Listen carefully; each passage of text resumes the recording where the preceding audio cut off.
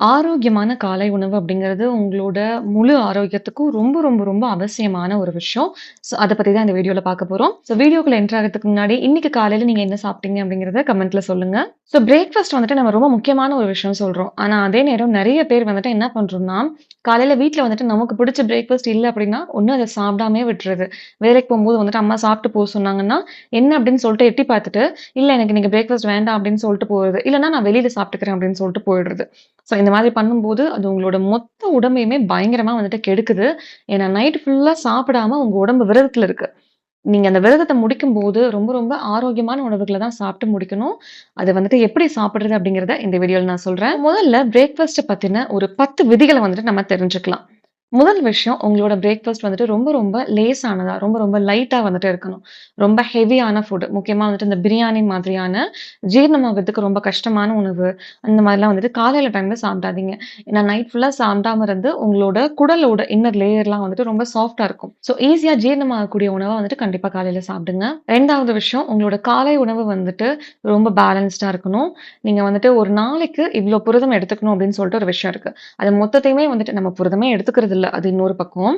அது மொத்த புரதத்தையுமே வந்துட்டு நீங்க லஞ்ச்ல வந்துட்டு எடுத்துக்க முடியாது. ஸோ காலை உணவுல வந்துட்டு உங்களுக்கு கார்போஹைட்ரேட்டும் இருக்கணும், கொழுப்பும் இருக்கணும், புரதமும் இருக்கணும். ஸோ ரொம்ப பேலன்ஸ்டா இருக்கிற மாதிரி நீங்க பார்த்துக்கணும். 3வது விஷயம் காலை உணவுல கண்டிப்பா இனிப்பான விஷயங்கள சேர்த்துக்கவே சேர்த்துக்காதீங்க. அது வந்துட்டு நீங்க கடையில வாங்குன ஜாம் டப்பாவா இருக்கலாம், இல்ல வீட்லயே வந்துட்டு செஞ்ச ஸ்வீட்ஸா இருக்கலாம், இல்ல வந்துட்டு நாட்டு சர்க்கரை, சர்க்கரை இந்த மாரிலாம் வந்துட்டு பிரேக்ஃபாஸ்ட் கூட வச்சு சாப்பிடுற பழக்கம் நெறைய பேருக்கு இருக்கும். ஸோ அந்த மாதிரி இனிப்பான விஷயங்கள் எதுவுமே காலை உணவுல உள்ள போகவே கூடாது. 4வது விஷயம் நான் ஏற்கனவே சொன்னது தான். பிரேக்ஃபாஸ்ட்ட ஸ்கிப் பண்ணாதீங்க. பிரேக்ஃபாஸ்ட்ட வெளில போய் சாப்பிட்டுக்கிறேன் அப்படின்னு சொல்லிட்டு கிளம்பாதீங்க. வீட்லயே வந்துட்டு ஆரோக்கியமான முறையில செஞ்சு, சிம்பிளான பிரேக்ஃபாஸ்ட்டா இருந்தாலும் சரி, என்னென்ன சாப்பிடுறதுன்னு சொல்லிட்டு நான் அடுத்து சொல்வேன். ஸோ அந்த மாதிரி வீட்லயே வந்துட்டு ஆரோக்கியமா சாப்பிட்டுட்டு அப்புறமா கிளம்புங்க. 5வது காலையில வந்துட்டு நீங்க வெறும் வயித்துல சாப்பிடுற உணவு ரொம்ப எண்ணெயில போட்டு பொரிச்சு எடுத்து, வறுத்து எடுத்து அந்த மாரி இருக்கக்கூடாது. முக்கியமா ரொம்ப ரொம்ப காரமான உணவா இருக்கவே கூடாது. ஸோ இத நீங்க பண்ணீங்கன்னாவே வந்துட்டு உங்களுக்கு அல்சர், அசிடிட்டி மாதிரியான பிரச்சனைலாம் ஈஸியாவே வந்துரும். நீங்க என்ன காரணம் அப்படின்னு யோசிக்கவே தேவையில்ல. இத நீங்க பண்ணும்போது ஆட்டோமேட்டிக்கா இந்த பிரச்சனைலாம் கண்டிப்பா உங்களுக்கு வரும். ஸோ காலையில வந்துட்டு முக்கியமா ரொம்ப காரமான உணவ சாப்பிடவே சாப்பிடாதீங்க. இது வந்துட்டு நான் ஏற்கனவே சொன்ன மாதிரி உங்களோட வாயிலிருந்து உங்களோட ஆசனம் வரைக்கும் எல்லா லேயருமே கம்ப்ளீட்டா வந்துட்டு சாஃப்ட்டா இருக்கும் காலையில டைம்ல. ஸோ அந்த டைம்ல நம்ம ரொம்ப லேசா, ஈஸியா ஜீரணமாகக்கூடிய உணவு மட்டும் தான் குடுக்கணும். 6வது விஷயம் காலையில முதல்ல எடுத்தோனே டீ, காஃபிய குடிக்கவே குடிக்காதீங்க. முக்கியமா நெறைய சர்க்கரை போட்டு குடிக்காதீங்க. உங்களுக்கு அப்படி டீ, காஃபி கண்டிப்பா குடிக்கணும் அப்படின்னா, சாப்பிட்டதுக்கு அப்புறம் பிரேக்ஃபாஸ்ட்க்கு அப்புறம் கூட நீங்க குடிச்சுக்கோங்க. ஆனா ஃபர்ஸ்ட் காலைல எழுந்தோனே வந்துட்டு விஷயமா அத குடிக்காதீங்க. 7வது விஷயம் நீங்க வந்துட்டு காலையில என்ன சாப்பிடுறதுன்னே தெரியல, உங்களுக்கு டைமும் இல்ல அப்படின்னா, ஊற வச்ச பாதாம் வந்துட்டு சாப்பிடுங்க. இல்லன்னா பழங்கள் 1 கப் சாப்பிடுங்க. இல்லன்னா ஆவியில வேக வச்ச காய்கறியோ, இல்ல உணவோ வந்துட்டு காலை உணவோ வந்துட்டு நீங்க சாப்பிடலாம் தாராளமா. ஸோ இது வந்துட்டு எதுவுமே உங்களோட வயிறையும் சரி, குடலையும் சரி கெடுக்காது. 8வது விஷயம் காலை உணவுல வந்துட்டு கண்டிப்பா மைதா இருக்கக்கூடாது, சர்க்கரை இருக்கக்கூடாது. இந்த கார்ன்ஃப்ளேக்ஸ் இந்த மாரிலாம் சொல்றாங்கல்ல, அதெல்லாம் வந்துட்டு கண்டிப்பா காலை உணவா எடுத்துக்கவே எடுத்துக்காதீங்க. உங்க குழந்தைகளுக்கும் குடுக்காதீங்க. காலை உணவு ரொம்ப ரொம்ப ரொம்ப சத்து நிறைந்ததா வந்துட்டு இருக்கணும். இந்த மாதிரி எம்ப்டி கேலரீஸா, சுகரா வந்துட்டு இருக்கவே கூடாது. 9வது விஷயம் நீங்க தினமும் சாப்பிடுற அதே அளவு தான் வந்துட்டு ஒவ்வொரு நாளும் வந்துட்டு சாப்பிடணும்னு அவசியம் கிடையாது. உங்க பிளேட்ல வந்துட்டு எவ்ளோ உணவு எடுக்கணும் அப்படிங்கிறது எத பேஸ் பண்ணி இருக்கணும்னா, உங்களோட உடல் உழைப்பு வந்துட்டு எந்த அளவுக்கு இருக்கு.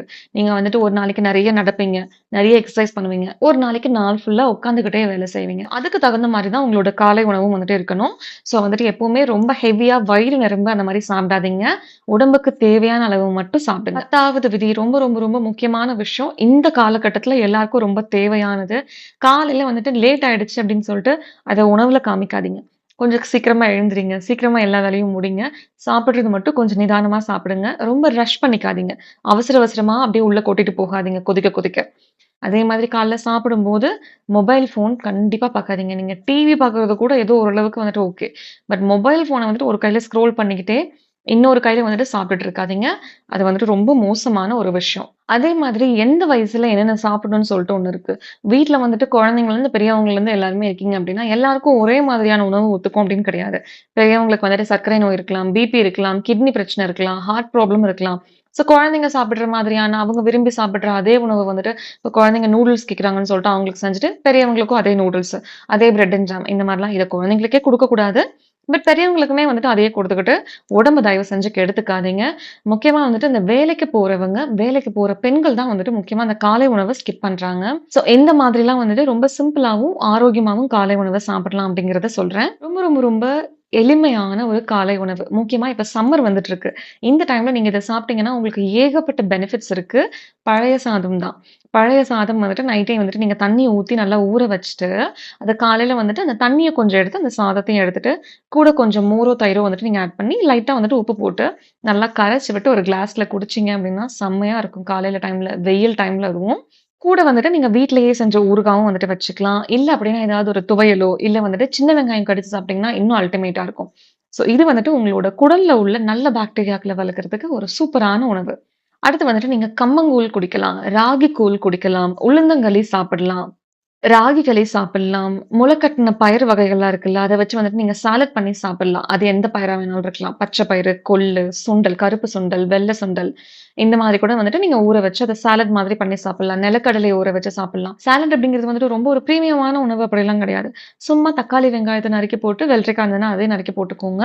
கூட வந்துட்டு கொஞ்சமா உப்பு போட்டு ஒரு எலுமிச்சம்பழம் இருந்துச்சுன்னா ஒரு 1/2 எலுமிச்சம்பழத்த வந்து புழிஞ்சு விட்டு மிக்ஸ் பண்ணி சாப்பிட்டீங்கன்னா போதும். அதுவே செம்ம டேஸ்ட்டா இருக்கும். வயிறும் ஃபில்லிங்கா இருக்கும். அந்த நாளுக்கு தேவையான நார்ச்சத்தும் கிடைக்கும், புரதமும் கிடைக்கும். பச்சை பட்டாணி சாப்பிடலாம். 1 கப் பழங்களும், கொஞ்சமா ஒரு கைப்பிடி அளவு வந்துட்டு நட்ஸ் வந்துட்டு சாப்பிடலாம். பாதாம், முந்திரி, வால்நட்ஸ் நெறைய இருக்கு. இதுல வந்துட்டு உங்களுக்கு எது பிடிக்குமோ அந்த மாரி நீங்க சாப்பிடலாம். சிறுதானியத்துல வந்துட்டு நீங்க இட்லி, தோசை, பொங்கல் அந்த மாரிலாம் சாப்பிடலாம். கோதுமை ரவையில வந்துட்டு உப்புமா பண்ணி சாப்பிடலாம். முட்டை வந்துட்டு வேக வச்சு சாப்பிடலாம். இல்ல வந்துட்டு அதுல நெறைய காய்கறிகள கட் பண்ணி போட்டு, ஆம்லெட்டா வந்துட்டு பண்ணியும் சாப்பிடலாம் நீங்க. சின்ன பசங்களா இருந்தாங்கன்னா வந்துட்டு நீங்க முட்டை தோசை கூட வந்துட்டு ஊத்தி குடுக்கலாம். அதே மாரி சப்பாத்தி பண்றீங்க அப்டின்னா, சப்பாத்தில வந்துட்டு நெறைய காய்கறிய வந்துட்டு நீங்க அரைச்சு போட்டு, மாவுல பெசஞ்சு கூட போட்டு சாப்பிடலாம். ஸோ அது வந்துட்டு உங்களுக்கு நெறைய நார்ச்சத்தும் கிடைக்கும். இல்ல அப்டின்னா, கீரைய கூட வந்துட்டு நீங்க அந்த மாதிரி பண்ணி சாப்பிடலாம். கீரை சப்பாத்தி, காய்கறி சப்பாத்திலாம் இருக்கும். ஸோ நெறைய ரெசிபீஸ்லாம் இருக்கும். அதுக்கு நீங்க ஆன்லைன்லயே அவைலபிளா இருக்கும். அந்த மாரி புதுசா ஏதாவது நீங்க வந்துட்டு குழந்தைங்களுக்கு பண்ணி குடுக்கலாம். ரொம்ப விரும்பி சாப்பிடுவாங்க. அதுக்கு வந்துட்டு சைட் டிஷ்ஷா வந்துட்டு நீங்க ஏதாவது ஒரு புரோட்டீன்ல வந்துட்டு செய்யுங்க. சுண்டல் குழம்பு, பச்சை பட்டாணி குருமா வந்துட்டு செய்யலாம். இல்ல வந்துட்டு முட்டை கிரேவி செய்யலாம். இல்ல பன்னீர்ல செய்யலாம். இந்த மாதிரி ஏதாவது ஒரு கப் புரோட்டீன் அளவு இருக்கிற மாதிரி பார்த்து செய்யுங்க. இல்ல வந்துட்டு நீங்க பால் தான் குடிப்பீங்க காலையில அப்டின்னா, தயவு செஞ்சு பாக்கெட் பால்லாம் வாங்கி குடிக்காதீங்க. நாட்டு மாட்டு பால் கிடைச்சதுன்னா இன்னும் சூப்பர். இல்ல சிந்து மாட்டு பால்னாலுமே வந்துட்டு நீங்க பால்காரங்க கிட்டயே டைரக்ட்டா வாங்கலாம். ஸோ அதுல வந்துட்டு நீங்க சர்க்கரை எதுவுமே ஆட் பண்ணாம, இந்த ஹார்லிக்ஸ், பூஸ்ட் அந்த மாரிலாம் எதுவுமே போடாம, வெறும் பால் மட்டும் கொஞ்சம் குடிக்கலாம். அது குடிச்சீங்கன்னா, கண்டிப்பா வந்துட்டு ட்ரை ஃப்ரூட்ஸும், நட்ஸும் வந்துட்டு கொஞ்சம் சாப்பிடுங்க. உங்களுக்கு வந்துட்டு ஃபில்லிங்கா இருக்கும். ஸோ உங்களுக்கு வந்துட்டு இந்த ப்ளோட்டிங், நெஞ்செரிச்சல்லாம் அடிக்கடி வருது அப்டின்னா, இன்னொரு முக்கியமான ஒரு டிப் நான் சொல்றேன். ஸோ நீங்க வந்துட்டு பிரேக்ஃபாஸ்ட்லயோ, இல்ல லஞ்ச்லயோ எந்த டைம்ல வேணாலும் இத சாப்பிடலாம். ரைத்தா இருக்குல்ல, நம்ம யூசுவலா வந்துட்டு பிரியாணிக்கு மட்டும் தான் இந்த ரைத்தாவ பண்ணி சாப்பிடுவோம். பட் நீங்க வந்துட்டு நார்மலாவே இது தினமும் ஏதாவது ஒரு டைம் வந்து எடுத்துக்கலாம். இல்ல ஒரு 11 மணி வாக்குல எனக்கு ஸ்நாக்ஸ் சாப்பிடணும் அப்டின்னாலுமே, நல்லா வந்துட்டு தக்காளி, வெங்காயம், வெள்ளரிக்காய் உங்களுக்கு என்னென்ன காய்கறி இருக்கோ, கேரட் இது எல்லாத்தையுமே கட் பண்ணி போட்டு, வந்துட்டு கொத்தமல்லி தழை இருந்ததுன்னா அதையும் போட்டுக்கலாம். கூட வந்துட்டு லைட்டா மட்டும் உப்பு போட்டு, அத நல்லா மிக்ஸ் பண்ணி விட்டு, அத வந்துட்டு நீங்க உணவோட சேர்த்து சாப்பிட்டீங்கன்னா, உங்களுக்கு கட்டுக்கு வந்துட்டு ரொம்ப ரொம்ப ஒரு சூப்பரான உணவு இது. ஸோ, இப்ப நான் இதுவரைக்கும் சொன்ன உணவுகள்லயே வந்துட்டு, நீங்க ரொம்ப ஈஸியா ஒரு 10 நிமிஷத்துல சமைச்சு சாப்பிடுற மாரியான உணவுகள் நெறையவே இருக்கு. ஸோ, இத கூட வந்துட்டு பண்றதுக்கு எனக்கு டைம் இல்ல அப்படின்னு சொன்னீங்கன்னா, இதுதான் வந்துட்டு நீங்க முக்கியமா உங்களோட ஆரோக்கியத்துல இன்வெஸ்ட் பண்ண வேண்டிய விஷயமே. ஸோ, எப்பவுமே ஆரோக்கியம் அப்படின்னா, ரொம்ப எக்ஸ்பென்சிவா இருக்கணும் அப்படின்னு அவசியம் இல்ல. நம்ம பார்த்து செலவு பண்ற இந்த நேரம் தான் வந்துட்டு நம்மளோட இன்வெஸ்ட்மென்ட். ஸோ தயவு செஞ்சு ரொம்ப ஆரோக்கியமா சாப்பிடுங்க. காலை உணவு ஆரோக்கியமாக்கிட்டீங்கனாவே, உங்களோட உடல் ஆரோக்கியம் பாதி வந்துட்டு ஆல்ரெடி சரியாயிடுச்சுன்னு அர்த்தம். ஸோ தயவு செஞ்சு வெயிட் பண்ணாதீங்க. ஒண்ணு இன்னைக்கே ஸ்டார்ட் பண்ணுங்க. இல்ல பொறுமையா நாளைக்கு ஸ்டார்ட் பண்ணுங்க. ஸோ இதுல வந்துட்டு உங்களுக்கு பிடிச்ச பிரேக்ஃபாஸ்ட் ஐட்டம்ஸ் என்ன? நீங்க வந்துட்டு உடனே எத ஃபர்ஸ்ட் ஸ்டார்ட் பண்ண போறீங்க அப்படிங்கிறத கீழ கமெண்ட்ல சொல்லுங்க. சிரிச்சுட்டே இருங்க. ரொம்ப சந்தோஷமா இருங்க. ரொம்ப ரொம்ப ஆரோக்கியமா இருங்க. அடுத்த வீடியோல பார்க்கலாம். நன்றி.